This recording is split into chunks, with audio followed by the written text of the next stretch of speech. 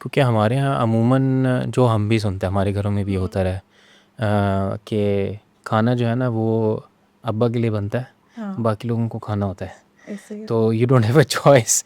और एनेमिक मैं ज़रा आसान भाषा में पब्लिक के लिए बता दूं, मतलब कि आप खाना पूरा खा रहे हैं, अपने समझने के लिए भी खाना पूरा खा रहे हैं, लेकिन वो आपकी बॉडी की ज़रूरियात पूरी नहीं कर रहा।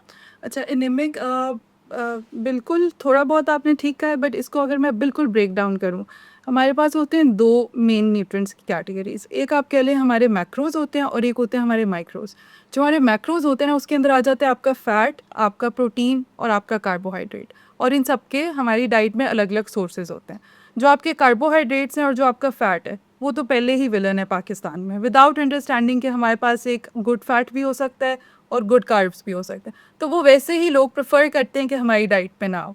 उसके बाद हमारे पास माइक्रो न्यूट्रिएंट में आ जाते हैं आपके वाइटामिन, आपके मिनरल्स। अब अगर कोई बंदा प्रॉपर अपनी तरफ से वो प्रॉपर खाना खा रहा है, बट उसके अंदर फ्रूट्स नहीं है, उसके अंदर वेजिटेबल्स नहीं है, उसके अंदर रिच आयरन सोर्स नहीं है, आयरन बेसिकली एक मिनरल है, या वाइटामिन नहीं है प्रॉपर, तो आपकी बॉडी डेफिशिएंट हो जाती है। अब इन दोनों का आपस में क्या लिंक है कि मैक्रोज भी हैं और माइक्रोज भी हैं, ये क्यों ज़रूरी है? जो मैक्रोज है आपकी बॉडी में, जो मेन फंक्शंस हो रहे होते हैं, आपके एंजाइम्स बनने होते हैं, हार्मोन्स बनने होते हैं, एनर्जी चाहिए होती है आपकी बॉडी को फंक्शन करने के लिए। वो आपको एनर्जी इन सोर्सेज से आती है, protein, fat, carbs.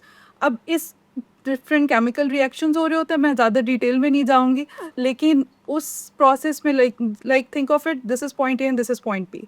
I have to go from point A to point B. वो जो मीडियम है जो मुझे कैरी करके जाएगा, उसके लिए मुझे ज़रूरत होगी माइक्रोन्यूट्रिएंट्स की, मिनरल्स की, या वाइटामिन की।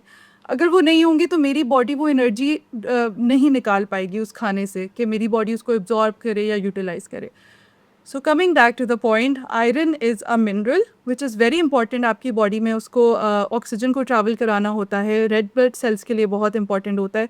तो जब आपके अंदर आयरन की कमी हो जाती है, आप पेल होना शुरू हो सकते हैं, आपको सांस चढ़ना शुरू हो जाता है, ब्रेन फॉग शुरू हो जाती है। आयरन की बहुत ज़्यादा ये हैं सिम्टम्स डेफिशिएंसी के। और मदर्स के लिए, स्पेशली गर्ल्स के लिए बहुत ज़रूरी है, बिकॉज हमारा मेन में कम होता है आयरन डेफिशिएंसी, विमेन में ज़्यादा होता है। बिकॉज आप अपनी मंथली मेंस्ट्रुअल साइकिल से गुजरते हैं, तो भी आपका आयरन के लॉसेज होते हैं, तो इसलिए ये एक फोकस होता है। बट उसमें कल्चरल कॉन्टेक्स्ट, ये आपने देखा होगा, जैसे आपने घरों वाली बात की कि बोटी जो है वो सबसे पहले होता है कि the male member of the family should family have. में इसलिए भी ये कुछ कल्चरल कॉन्टेक्स्ट हैं जिसमें विमेन जो होती हैं वो ज़्यादा डेफिशिएंट होती हैं।